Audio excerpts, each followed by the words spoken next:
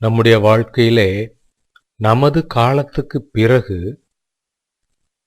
நம் வழியாக உருவானவர்கள், நம்மோடு தொடர்பு வைத்தவர்கள் எல்லாம் நம்முடைய வாழ்வின் காரியங்களை, நாம் வாழ்ந்து காண்பித்த காரியங்களை அவர்கள் பின்பற்ற முடியுமா? இந்த உலகத்திலே நம்முடைய காலங்கள் முடிந்து போனாலும் நமக்கு பின்பு நமது சந்ததியார் தொடர்ந்து வாழத்தான் செய்வார்கள்.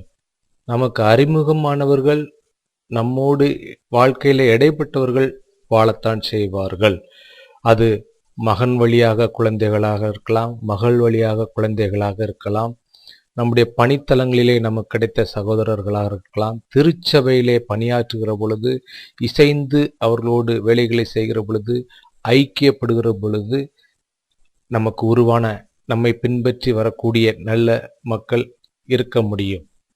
அவர்களுக்கெல்லாம் நீங்களும் நானும் ஏதாவது ஒன்றை வைத்து போக முடியுமா? நற்சாட்சியை வெளிப்படுத்தி போக முடியுமா? அது வேண்டும் அருமையானவர்களே.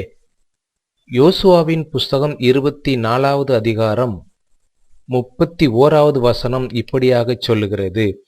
யோசுவா உயிரோடு இருந்த சகல நாட்களிலும் கர்த்தர் இஸ்ரவேலுக்கு செய்த அவருடைய கிரியைகள் யாவையும் அறிந்து, யோசுவாவுக்கு பின்பு வெகுநாள் உயிரோடு இருந்த மூப்பருடைய சகல நாட்களிலும் இஸ்ரவேலர் கர்த்தரை சேவித்தார்கள்.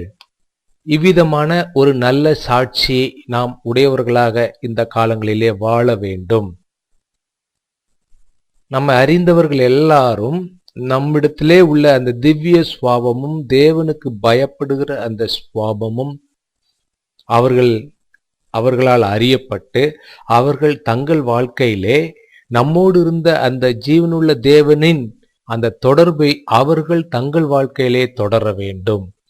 அவ்விதமான வாழ்க்கையை நீங்களும் நானும் இந்த உலகத்திலே வாழ வேண்டும். அதற்காகத்தான் அழைக்கப்பட்டு இருக்கிறோம். அதற்காகத்தான் இந்த உலகத்திலே வாழ்கிறோம். அருமையானவர்களை, சற்று யோசித்து பார்க்க முடியுமா? நம்மை அறிந்து கொள்கிறவர்கள், நம்மோடு தொடர்பு கொள்கிறவர்கள் நம்மிடத்திலே இவ்விதமான நல்ல காரியங்களை கற்றுக்கொள்கிறார்களா, அல்லது நம்மிடத்திலிருந்து தீய காரியங்களை அவர் கற்றுக்கொள்கிறார்களா?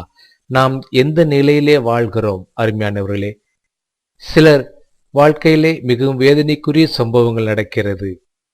சிலர் வாழ்க்கையிலே மிகவும் ஆச்சரியமான மகிழ்ச்சி அடையக்கூடிய சம்பவங்கள் நடைபெறுகிறது. அருமையானவர்களே, நாம் எதை இந்த சூழ்நிலையிலே நாம் எதை தெரிந்து கொள்ள வேண்டும்? உங்களிடத்திலேயே நான் விட்டு விடுகிறேன். நீங்கள் இன்று அதற்கு ஆயத்தமாகுங்கள்.